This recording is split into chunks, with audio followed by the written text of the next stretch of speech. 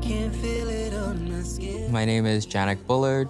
I'm from the Bahamas originally, and I've lived here in Toronto for about almost 8 years. I'm a writer. I'm black and gay.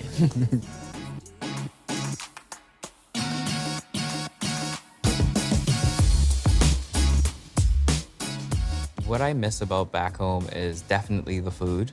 I miss the beach, of course. I miss the community. I miss my family, the culture.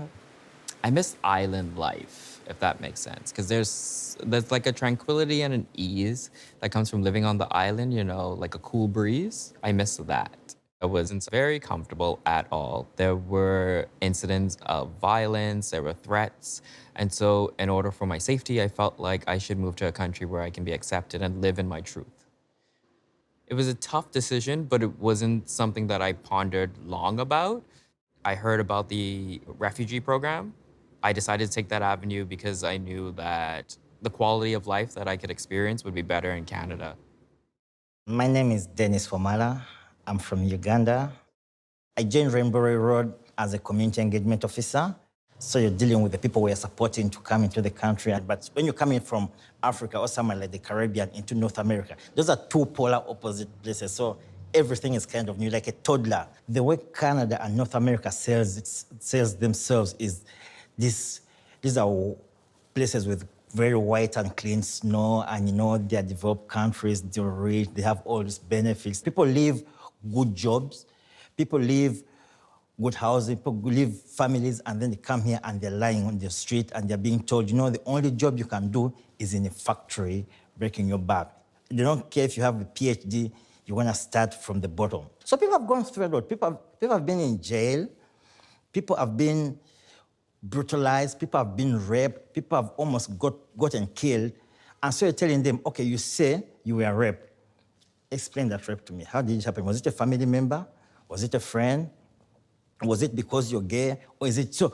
People have to relieve their trauma. These stories people are asked to write are traumatizing because people are running away from this trauma. People are trying to heal from this trauma. And then you're telling them, no, to get papers in Canada, let's open those wounds.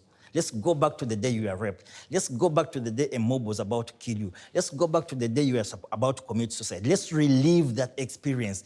If you cannot relive that experience, we cannot allow you to stay in Canada. So you're re-traumatizing people. So people run to Canada, and in order for them to stay in Canada, they have to be re-traumatized. Then after they get the papers, go through mental well-being before they can come back to life.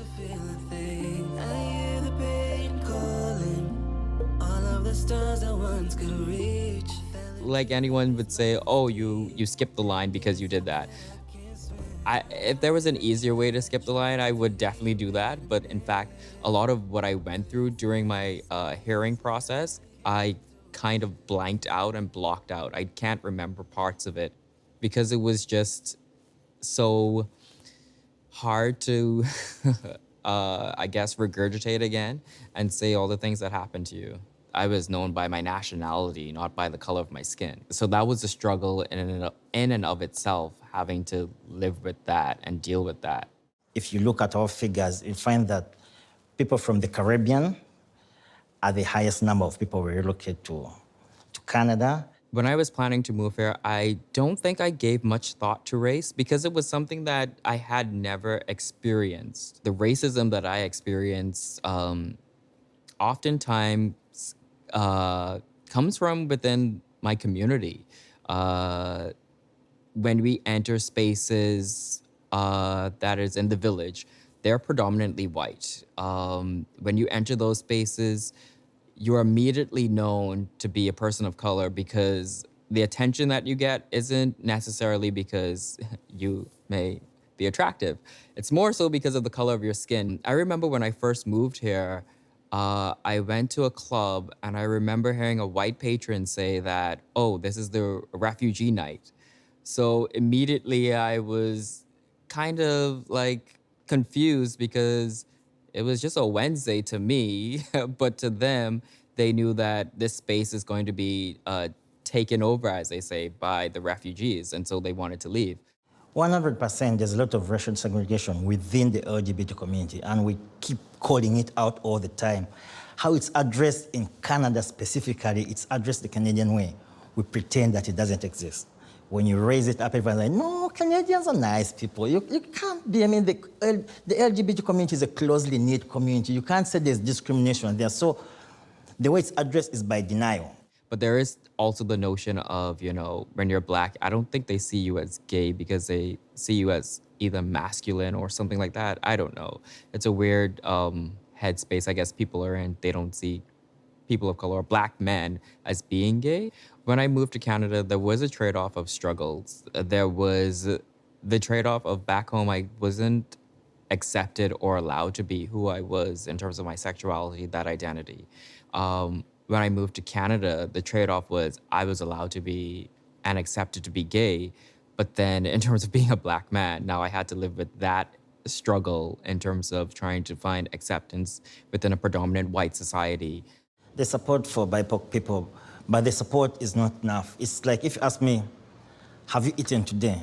Yes, I had one sausage in the morning.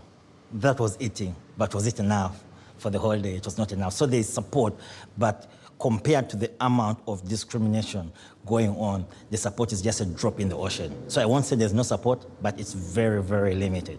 Here's the thing. If there's a will, there's a way to find your community. And I've definitely, I'm not afraid to use any avenue to find my people. And when you find them, it feels so good to actually find your people who, support you and uplift you and are there for you.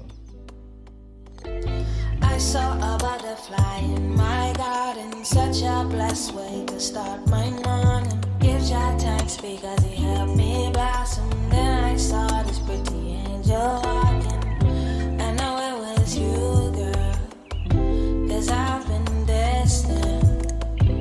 You've been calling my phone, I've been missing.